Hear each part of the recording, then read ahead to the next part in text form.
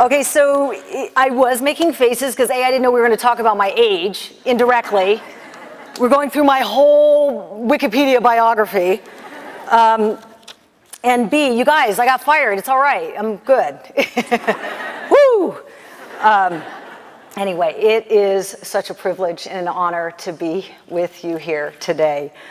To the faculty and staff of the Manship School of Mass Communication, Dean Sepos, Associate Deans Miller, Reynolds, and Sanders, the board, alumni, and distinguished guests, I thank you so much for letting me take part in this very special day.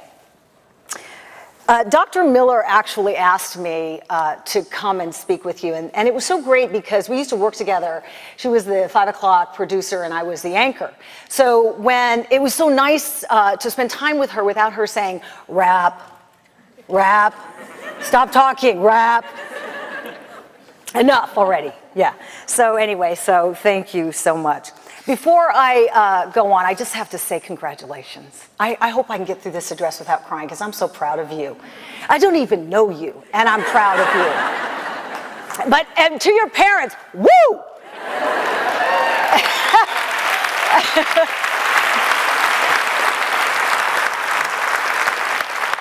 There's so many things I want to share with you, how I got to this place, how I ended up here, how I built my brand, how I survived really the last 10 years, which have been by far the most tumultuous of my life. But I'm also keenly aware, you guys want to get out of these gowns and get this party started. So I wore my most uncomfortable shoes, so we're going to keep this pretty short. I'm going to drop about 50 years of knowledge on you in about 15 minutes. In late 2006, I was fired from a very high-profile job as one of the anchors of the CBS Early Show. That, of course, was very difficult, but it came as I was about to have this life-altering surgery. I'm the daughter of not one but two breast cancer survivors, a mother with breast cancer and a father. Men can and do get breast cancer. I was scheduled to have this procedure in January of 2007, and 2 weeks before that, I got called into the big office to a meeting I didn't call, and was fired. The following weeks and months were a blur as I tried to rebuild not just my physical self, but my career, and now I'm a woman of a certain age. And by a certain age, I mean 29. There are some really great things that happened that year. I did the Oprah Winfrey Show. She got a chance to feel my breasts on TV. My book, Good Enough Mother, The Perfectly Imperfect Book of Parenting, was published by Simon & Schuster, and then I set out on a book tour. Just as I thought things were kind of starting to even out a little bit, I got sick on a plane, and I ended up in the hospital. And I had spent 3 days in the hospital getting pumped full of medication. When I got out, I had an appointment at CNN, and I was like, well, my hair is a mess. So I have to go get my hair done. So I went to get my hair relaxed straight, which is what black women were doing in television, and it was kind of the standard in TV news. The problem was the chemicals counteracted with the medication in my body, and my hair started to fall out. So my hair broke off and fell out. And it's always interesting to me when I tell this story because I tell people I had this preventive mastectomy, but really the biggest reaction was when I tell them I lose my hair. They're like, really? Your hair? I'm like, yeah, but see, I had this procedure. Yeah, but your hair.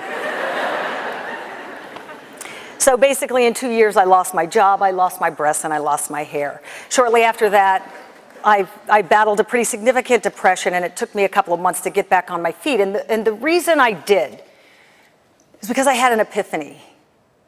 I was going to have to save myself. I was going to have to save myself. And I set about to do that. Here are some of the things that I learned in that time. And, I hope that this is relevant. Really, my fervent prayer is that I say something that actually means something to you, and that, when you're going through a tough time, that you'll kind of maybe draw on this. The first thing I want to leave with you is the life you plan is not the life you lead. The life you plan is not the life you lead. It's not linear. It's not neat. Some of the best gifts don't come in a little blue Tiffany box. One of the best gifts that I got was being fired, because people ask me all the time, why do you work so hard? I work hard because I will never, ever be in a position where someone can upend my life in a moment. When I walked into that office at CBS News and they said, you're out, I lost my job, I lost my money, I lost my friends. I lost my structure. That's never going to happen again. And that's why I work as hard as I do. I started building the Good Enough Mother brand. The book came out in 2007. It was my missive on modern motherhood. You don't have to be perfect to be a great parent. It's all right. Relax. Mom, take a breath. And I couldn't afford a high-dollar publicist, so I had to work with the only thing I had, which was my ability to write. Every day, I would go to this very special place. I called it Good Enough Mother World's headquarters. You would call it a walk-in closet. Semantics. But if someone had told me when I was graduating that I'd be writing and recording videos and building a tribe of people who believe in what I say, who believed in this gospel of imperfect parenting from my closet, I'd have told you you were crazy. But right there, amid the perfume and the clothes, a brand was born, my brand. So, lesson number 1, the life you plan is not the life you lead. Number 2, identify your passion. What is that thing you do, that thing you love, that thing that you will talk to every stranger on the street, you'll get on an elevator facing away from the door and to the people so that you can talk about your thing? What is that? Find it. Go after it, because that's your passion. As much as it's important to know what your passion is, it's also important to know what you don't want to do, all right? So know what you want to do, but also know what you don't want to do.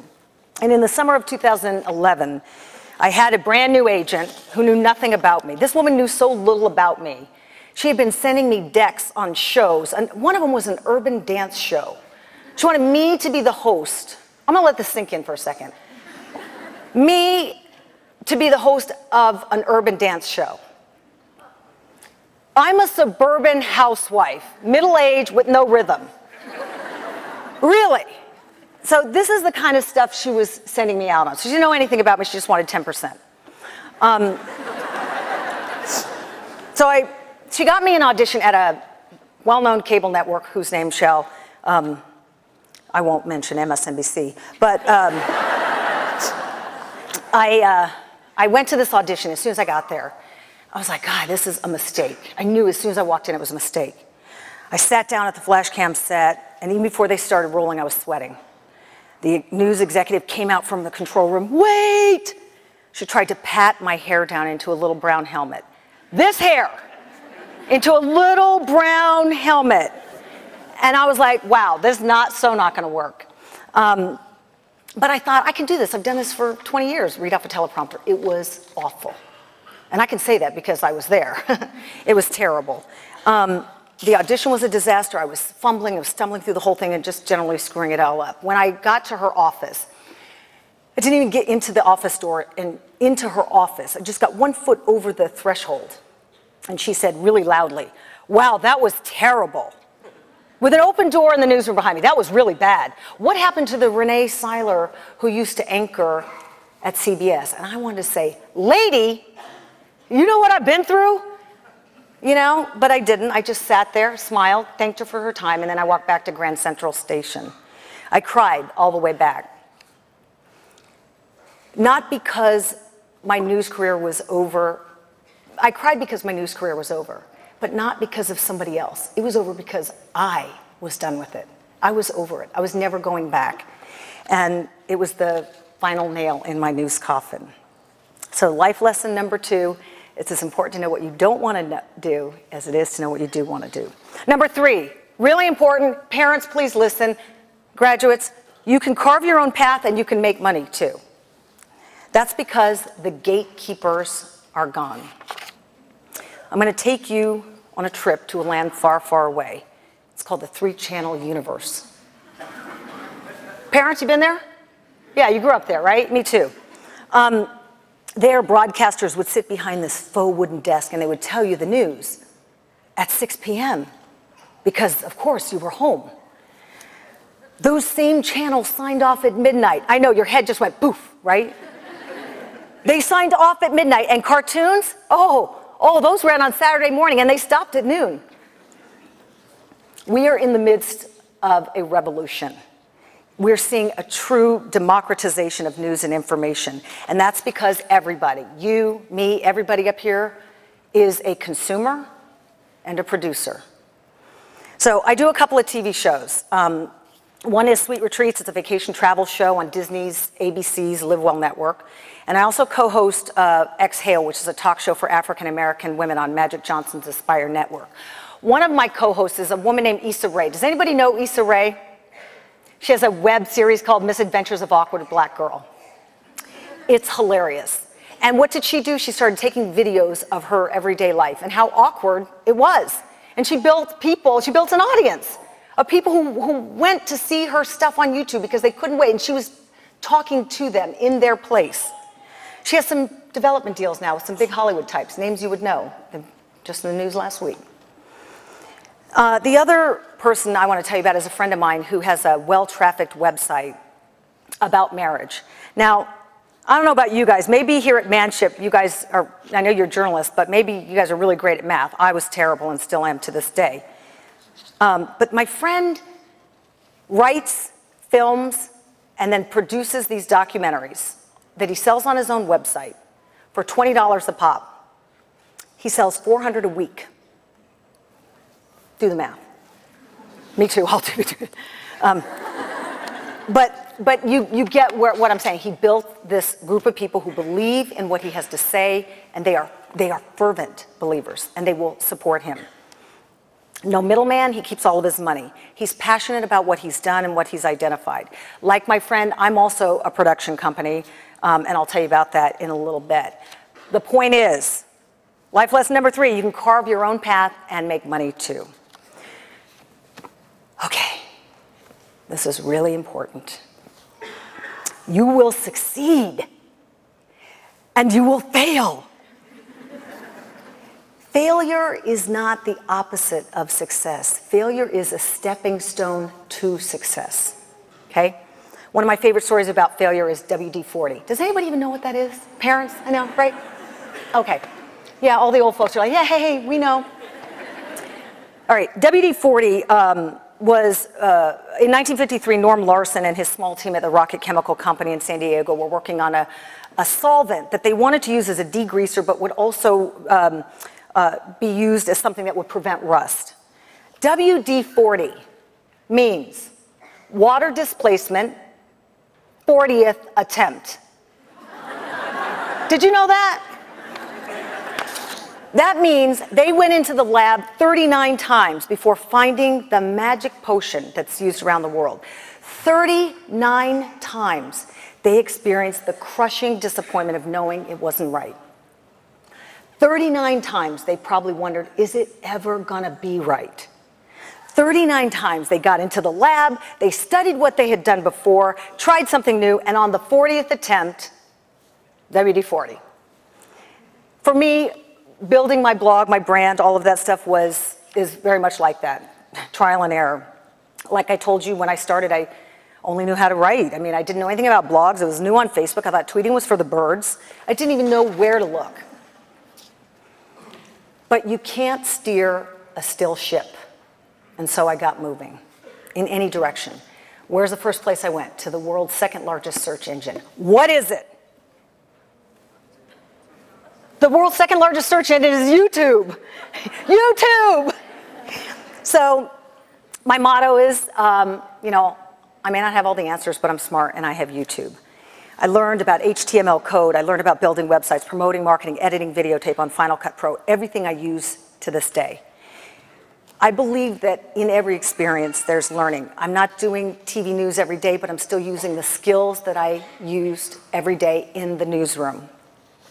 I don't just write, I'm a bona fide production company. I have a sound booth, I have a green screen, I have a professional light kit, I have a camera. I can shoot and edit videos, I do campaigns, and that's how I make money. I'm still doing the same thing that I did for CBS, for all the local news places that I worked, only I'm now doing them for Rene Syler, LLC, and my own production company. So, life lesson number 4, you will succeed and you will fail. All right, you guys. Number 5, please protect your intellectual property, your image, and your integrity. One of the first things I did with Good Enough Mother is I started the trademarking process. It was long, expensive, arduous, but it was something I had to do because I had big plans for this brand. I want you all to pay very close attention to this because I'm going to talk about your image. This is super, super important, and it's really simple. Don't do dumb stuff. All right? You know what I mean, right? Don't do dumb things and photograph them.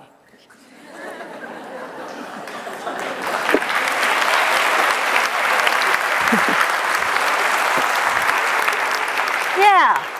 Please tell me you haven't already, right? All right, so here's the thing. I did dumb things when I was your age, but there was no Facebook, and there was no Twitter, and there was definitely no Snapchat. My dumb things are preserved in my feeble mind, not online for everyone to see. The reason this is important is because if you think that an employer is not going to Google you when you apply for a job, you're deluding yourself. They will look, and they will find. Just don't do it. Don't do something that would embarrass your parents or your grandparents or you in 20 years. Because right now you're young, it's good, everything's tight. I gotta show the world. No, you don't. All right. So anyway, I want to say, please protect yourself, your image, your integrity, and your intellectual property. In closing, I just have a couple of quick things, and I hope I can get through them without crying. You won't be comfortable when you're growing, and you won't grow when you're comfortable. It's an uncomfortable process, learning, growing, stretching, changing. It freaking hurts. It's hard, all right? No one will believe in you as much as you believe in yourself. Be good to yourself. Self-talk is important. Don't beat yourself up. You're great, you're fine, you're beautiful.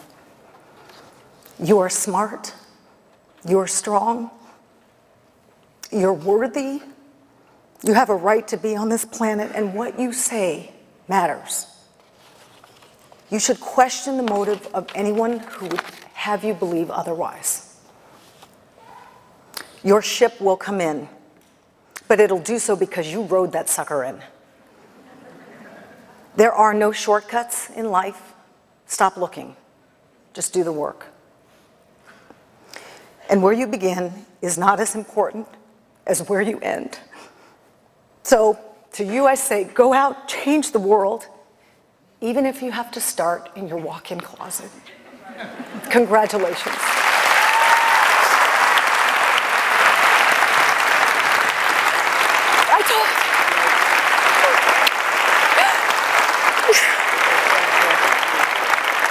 You're fabulous. You are wonderful. My daughter was watching you every second.